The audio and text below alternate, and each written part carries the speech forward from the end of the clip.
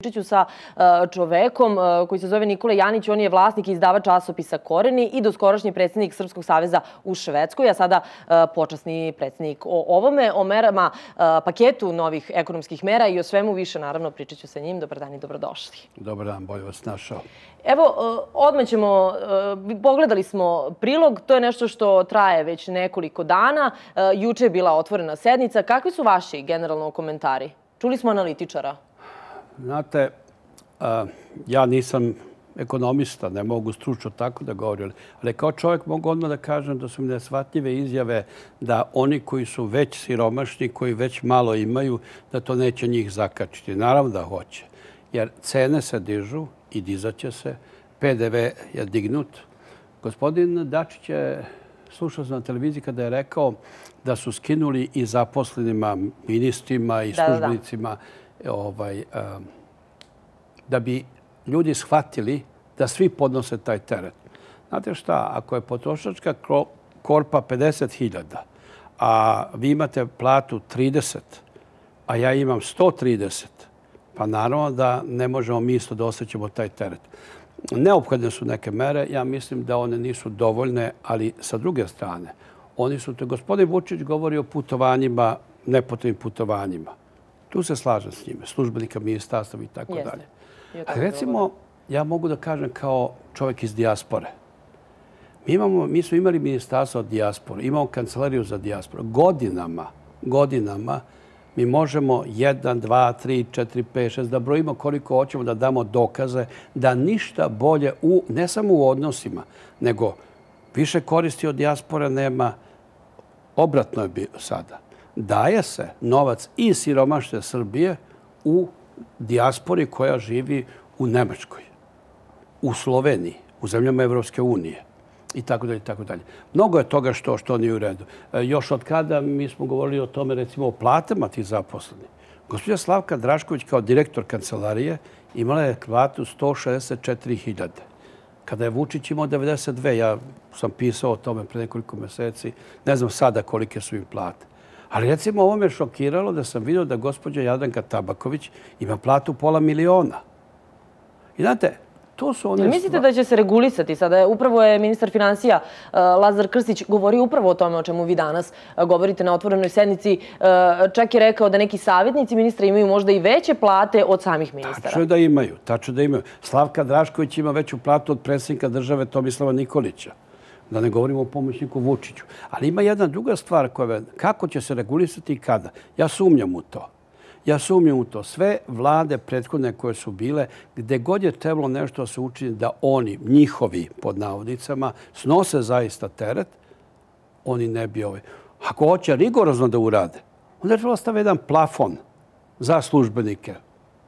Gde ima logike, recimo, nemojte me opet shvatiti pogrešno, ne razumem svu ekonomiju, ali šta, recimo, gospođa Jadranka Tabaković, primjera radi više od Vučića? Drugo je to da li ja volim Vučića ili ne, da li smatram da je u redu što on radi ili ne, smatram dosta da nije u redu, ali gde ima logike da Vučić ima 92.000, a Jadranka Tabaković $500.000 i ćuti se. Ona je iz njegove stranke. Zašto Vučić, koji toliko oštro danas govori o tome, nije progovorio o tome mnogo ranije? Zašto nije rekao, Jadranka, luče moje, mi smo kolege iz iste stranke, pa sramota je. Znate, i takve stvari. Tako da šta će ovo biti, kako će biti, ne znam samo jednu stvar, dolazim često, svaki put kad dođem, narodu je sve gore i gore, u medijima čitam i slušam samo da je bolje i bolje i nije tačno. Nije tačno? Naravno da nije tačno. Naravno da nije tačno. Evo sad kada ste spomenuli da često dolazite, živite u Švedskoj, često dolazite u Srbiju, koristili ste, je li tako, JAT usluge. Da li ima nekih promjena kada je Etihad preuzeo JAT? Ima. U kom smislu? Ima. Pa znate, u tom smislu sada mi to izgleda da je u pitanju Alibaba i ne znam koliko hajduka. Naše rasejanje, ljudi su uvek bili emotivno vezani za našu nacionalnu kompaniju. I dok je bila Jugoslavija i Posavlje i tako dalje i tako dalje. Međutim, ajte kad ste pomenuli to, neke stvari da vam kažem. Ja naravno kao i vi, kao vlasnik novinara i izdavač, imam prava da imam i dokumente koji nisu za javnost. Ovde paket informacija za zaposlene, poverljivo samo za zaposlene u JAT-u, 9 stranica. Znate, kad ste pomenuli to, samo iz jednog pisma da vam kažem šta sam ja pitao, JAT da mi odgovore, što nikada nisu odgovorili, odnosno kada je sada počeo Etihad da dolazi. Kaže ovako, većinski vlasnik Vlada Republike Srbije zahtevala je da nacionalni avioprevoznik posluje po svetskim standardima. Ja sam i napisao. Znači li to da u buduće nećete naplaćivati biznis klasu za letove u kojima stavljate mašine bez biznis klase i da se neće čekati za izvinjenjem do dana kada vam se putnik posle više godina prvi javi? I vi mu tada ponudite jednu kartu zbog neprijatnosti koju je imao, ali ne zbog plaćene usluge koju nije dobio. I ovo, šta znači? Jedan od uslova za dobijanje posla u kompaniji čiji je vlasnik, većinski vlasnik Vlada Republike Srbije, šta znači da građani treba da su, oni zaposleni, treba da su spremni da kleče. Zašto delegacija Etihada koja dolazi, i to nisu odgovorili, traži od stjuardesa, oni s kojima razgovara, da im okrenu, da im pokažu dlanove ovako obrnute? Zašto? Da li će oni da se klanjaju nekom? Da li će da kleče nekome? Šta je? Nisu odgovorili. Nisu odgovorili? Ne, ali ima jedna druga stvar. Ima jedna druga stvar, ja ću reći. Ja sam sujeveran čovjek. I mene neki zovu Ludi Nikola. Ja uvek sedim na stolici 2F u biznis klasi. Prvo zbog noge, ispružena noga. Mogu nešto da uradim. Sam plaćam tu moju biznis klasu. Vrlo često se dešavalo da je nema biznis klase, nego su ubacili ovu aviogeneksnu mašinu za čarter kompanije. Jednom prilikom iz nekih razloga, kada je to prešlo dara meru, ja sam, i ovo moram da vam napišem, pročitate. Ja sam dobio od bivšeg vršioca dužnosti gospodina Vukašinovića jedan mail da mi je napisao da su oni sve detaljno ispitali. 9 letova nije bilo biznis klase. Ranije u biznis klasi uvek bio švedski ambasador i uvek je bilo nekoliko ljudi koje ja znam poslovno. Zadnjih pola godine i nešto više, ja sam sam u biznis klasi. I jatovi piloti koji dolaze tamo na simulatore. I onda mi je jedan čovjek rekao, kad sam ga pitao nešto, on kaže, Nikola, pa da li ti zaista ne znaš?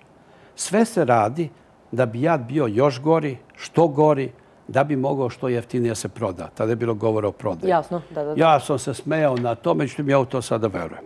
Ali, kada sam ja u vezi tih 9 letova nije bilo biznis klase, vi ne dobijete jedan mail da vam kažu izvinite. Izvinjavamo se. Oni kasne 4,5 sata, jat kasni 4,5 sata. Oni daju našim ljudima bon da pojedu i popiju nešto. Sa tim bonom naredom u Štokholmu, pazite, neko je bio na poslovnom putu, na putovanju i kupio svojih dnevnica, možda svoje deci neki poklon, ostalo mu je ništa. On za to što je dobio, on može da bira ili sendvič ili kafu. Da popije kafu i sendvič ne jede to malo. Ali da ne bi dužio tu priču. Dobro. Ja ću o tome pričati u jednom drugom mediju opširnije.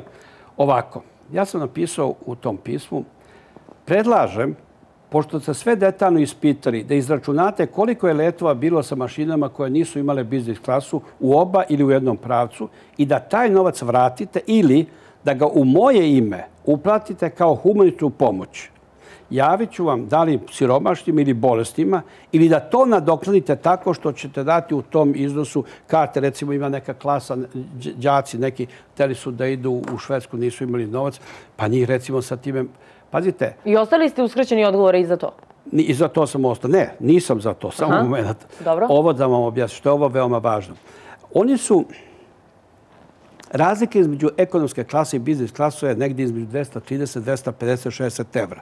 Znači, ako je 9 letova, oni su jednom putniku, nemojte govoriti o meni kao meni, jednom putniku su uzeli 2000 evra, nisu mu nijednom poslali izvinjenje, nego su mu onda daju jednu kartu za neugodnosti. A šta je? Na zapadu ljudi poštuju novac. Ja doživljavam emotivno jat kao srpsku nacionalnu kompaniju. Jedan Šveđanin to ne radi. On je platio Mercedes, on hoće Mercedes. A ti mu daš fiću. I to što on lupa noge, što ne može da ispravi noge, što je to malo i to, nikom ništa. U redu. To je za neprijatnosti.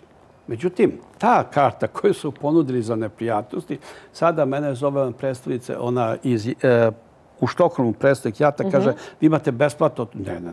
Samo da im platim samo da im platim dažbina neke takse i šta ja znam, negdje oko 130 evra.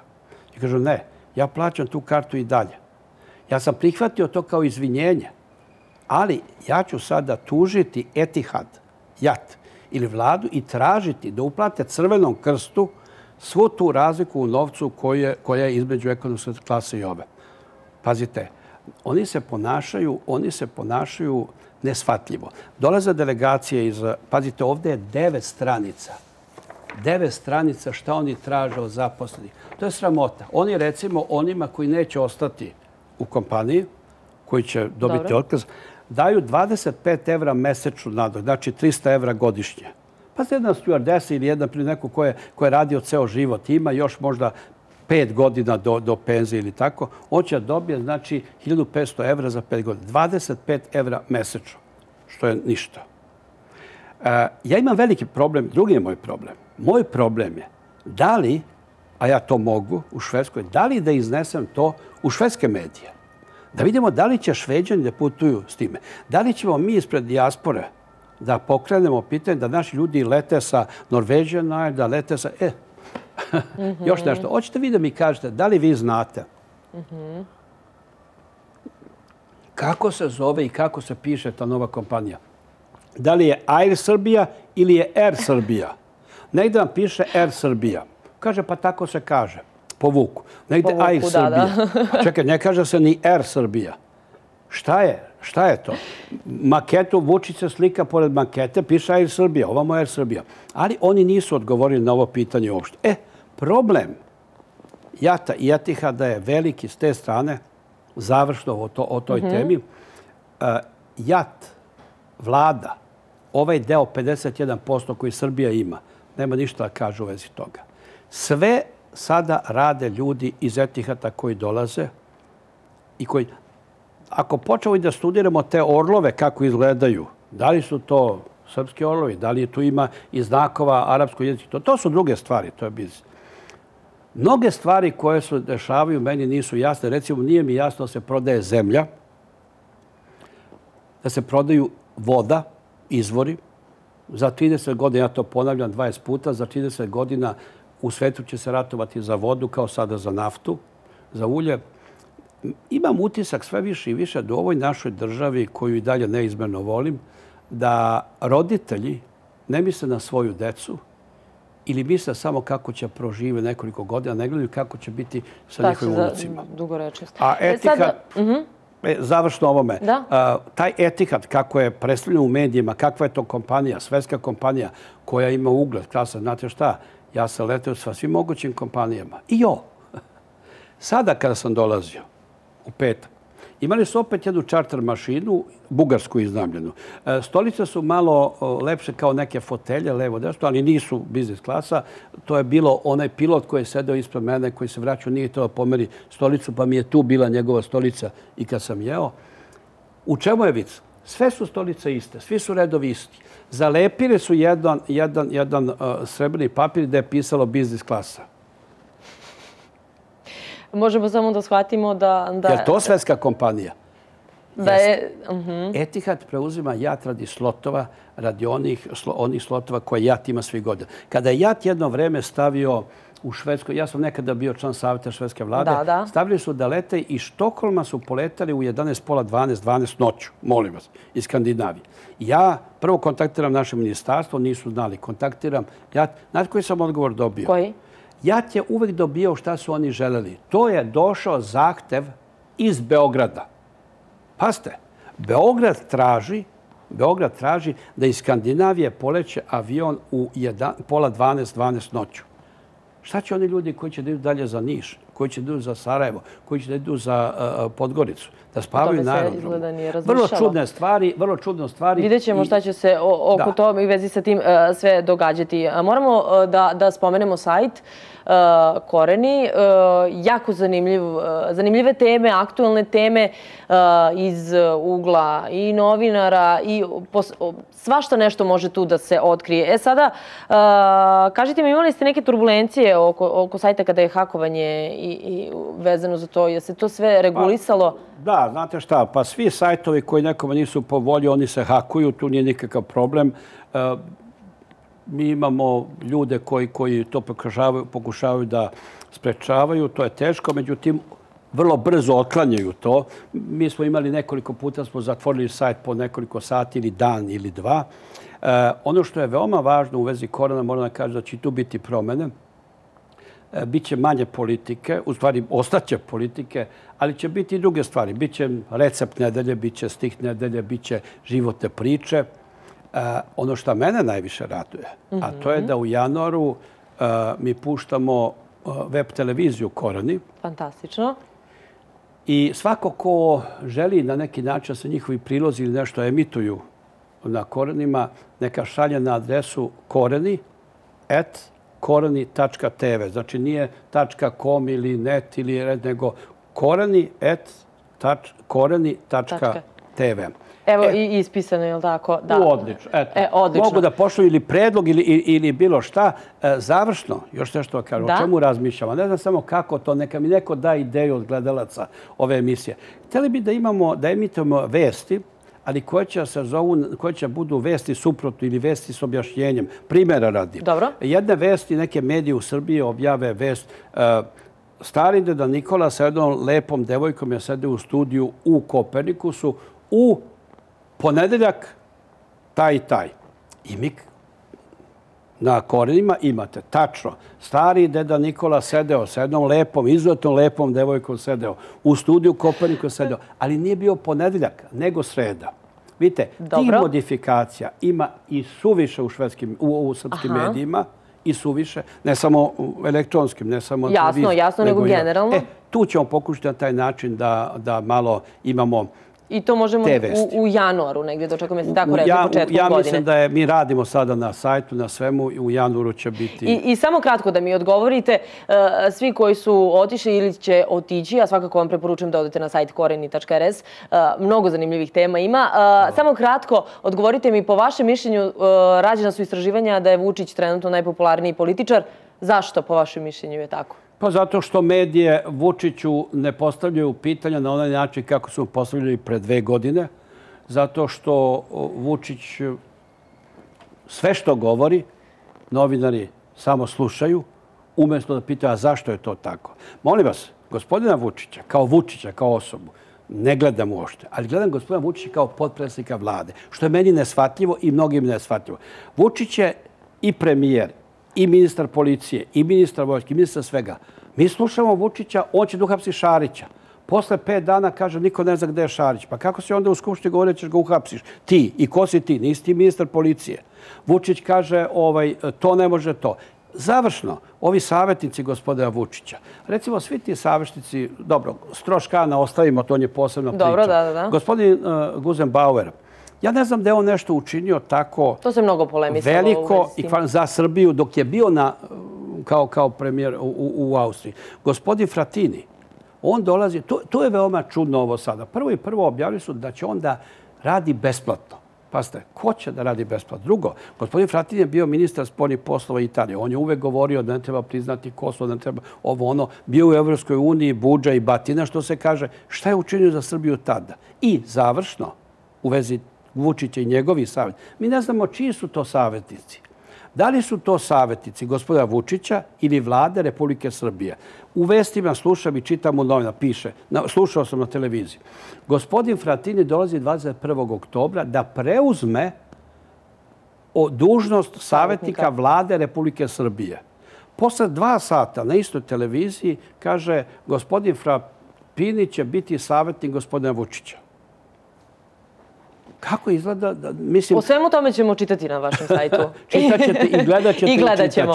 Hvala vam veliko. Ja mogu samo jedno. Kažite. Mislim da bi najpotrebnije ovom narodu bilo da i gospodin Tomislav Nikolić i gospodin Vučić izađu u mediji i da kažu ovako. Naši stavovi o svemu su bili takvi, takvi i takvi koji svi znaju. Mi smo promenili to mišljenje, te stavove zbog toga, toga i toga. Da ljudi znaju na čemu su. Vidjet ćemo da ćemo saznati ikada pravu istinu i sve što je istina, a verujem da hoćemo.